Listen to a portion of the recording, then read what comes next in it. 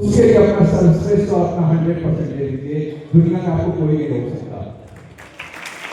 तो एक पहला फर्क मेरा यही है कि आप कोई नहीं कहता कि आप हिंदी के टीचर बनिए या किसान बनिए या मजदूर बनिए या आप किसी इंडस्ट्री में काम करिए या फैक्ट्री के मालिक बनिए या किसी रॉकेट्स को लॉन्च करने वाले इसरो या किसी नासा में जाकर के साइंटिस्ट बने। आप कुछ भी बनिए, सबसे महत्वपूर्ण है कि अपने पोटेंशियल का 100% इस्तेमाल और अपने आप को पूरी लगन के साथ उसमें झोंक दीजिए। क्रिकेटर भी बनना है, बैडमिंटन भी खेलते हैं, अभी शतरंज में आप सभी को पता है, चेस में गुकेश को पूरे देश में सबसे कम उम्र का वो लड़का जो पढ़ाई छोड़ दिया था, इतना इन्वेस्टमेंट उसने अपने जिंदगी को दौड़ पर लगा दिया, लेकिन पूरी शिद्दत के साथ किया तो पूरा जग उसके साथ खड़ा है।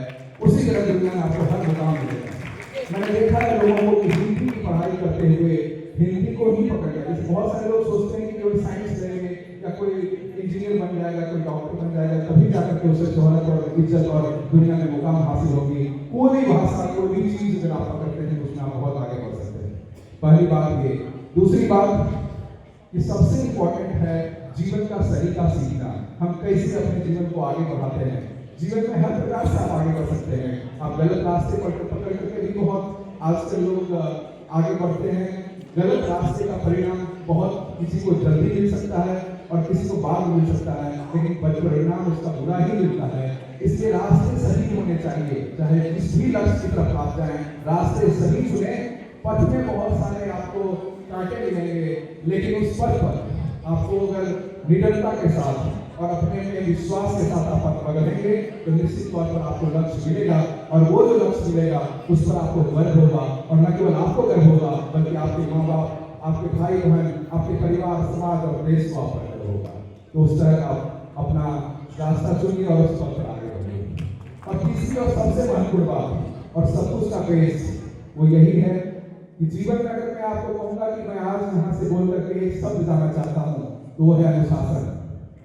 अगर आपके जीवन में अनुशासन है, अनुशासन एक बहुत बड़ा शब्द है। डिसिप्लिन अपने आप में एक पूरी दुनिया है।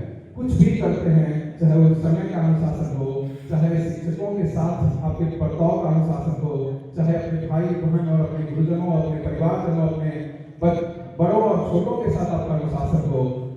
जीवन में जो काम भी करते हैं अगर उसमें अनुशासन है तो ये अनुशासन आपको बहुत आगे तक ले जाएगा और जिंदगी में हर वो मुकाम हासिल करेगा जिसकी आप चाह करते हैं और जिसकी आप मेहनत करते हैं। तो 2-3 चीज, लक्ष्य आपका कोई भी हो उस पर निरंतर आगे बढ़ते रहिए, पूरी शिद्दत के साथ बढ़ते रहिए, अपने पोटेंशियल का 100% इस्तेमाल कीजिए। जो भी रास्ता चुनिए उस पर आगे बढ़िए। कोई रास्ता खराब और अच्छा नहीं होता, कोई भी लक्ष्य खराब नहीं होता, कोई भी विधा खराब और अच्छा नहीं होता। आपको कुछ भी करना है, अगर आपने तय कर लिया है तो उससे पूरी शिद्दत के साथ कर रहिए। और एक और अंतिम बात जो हमेशा मैं कहता हूँ कि नवोदय विद्यालय एक ऐसा अनोखा प्रयोग है, ऐसा जैसा कि रामदेव कहते कि एक विचार है, परिकल्पना ऐसी है जिसने रूरल टैलेंट को एक विश्व में एक ऐसी स्थान, ऐसा उच्च स्थान दे दिया है जिस पर हम सभी को फख्र है। आज हम सभी इसलिए आज जहाँ कुछ नियम बढ़ पाए हैं, हम कोई परिकल्पना भी नहीं कर सकते अपने आप को कि हम कहीं खड़े हो सकते थे अगर नवोदय विद्यालय न होता, नवोदय विद्यालय के शिक्षक न होते, नवोदय विद्यालय के हमारे साथी न होते, नवोदय विद्यालय के हमारे मार्गदर्शक और हमारे अग्रज और हमारे भाई बहन और भैया और दीदी न होते। जिंदगी के हर मुकाम पर, चाहे नवोदय विद्यालय के कैंपस में हमारी पढ़ाई हुई थी उस समय हो या नवोदय विद्यालय से बाहर निकलने के बाद हमारे रास्ते में आने वाले हर संघर्ष में खड़ा रहने वाले नवोदय के हमारे सभी साथी रहे हैं। ये एक बहुत ही अलग तरह का प्रयोग है, बहुत अलग तरह का विचार है। ये ऐसी भावना है जो पूरे देश में आप किसी भी नवोदय से मिलेंगे तो आपको एक साथ जोड़ने में बिना कोई एक सेकंड भी लगाए हुए आप कनेक्ट हो सकते हैं। तो आज के समय में जब हम लोग निकले थे उस समय हमें कोई मार्गदर्शन देने के लिए बहुत सारे एलुमनाई नहीं थे। उस समय सभी लोग संघर्ष में थे। नवोदय विद्यालय भी नई उसकी स्थापना ही हुई थी और बहुत सारे लोग सफलता के परचम को नहीं लगा पाए थे, संघर्षरत थे। लेकिन आज आप हिंदुस्तान ही नहीं, देश के किसी कोने में भी चले जाएंगे और वहाँ किसी भी संस्था में चले जाएंगे और जोर से बोल देंगे नवोदय तो वहाँ 2-4 आदमी आपको खराब मिल जाएगा। तो इस प्रयोग को और इस विचार को आप ये समझिए कि एक बड़ा ब्रांड बन चुका है, एक गर्व का विषय बन चुका है। तो अपने कार्य से, अपने कर्म से, अपने कर्तव्य से इस विचार को और मजबूत बनाइए। फक्र कीजिए कि आपको नवोदय में आने का मौका मिला। एक हमारे भैया बता रहे थे, संजय भैया, कि आप सभी को लगता है कि हमेशा रिसोर्सेज कमी है। आपको ये भी मैं बताना चाहूंगा कि आज भी देश में 60% आबादी को 2 टाइम खाना खाने में और बहुत सारे बड़े तबके 50% बच्चों को कुपोषण के शिकार हैं, उनको खाना तक नहीं मिलता है। और आपको नवोदय विद्यालय में खाना के साथ साथ अच्छी पढ़ाई मिलती है। नवोदय में बच्चे भी सिलेक्टेड होकर आते हैं और शिक्षक भी सिलेक्टेड आते हैं। ऐसा बहुत बिरले होता है किसी स्कूल में। तो इस सब चीजों को देखते हुए नवोदय एक ऐसी क्रांति है, नवोदय एक ऐसा विचार है, नवोदय एक ऐसा परिवार है जो आप सभी को, हम सभी को संभाला है।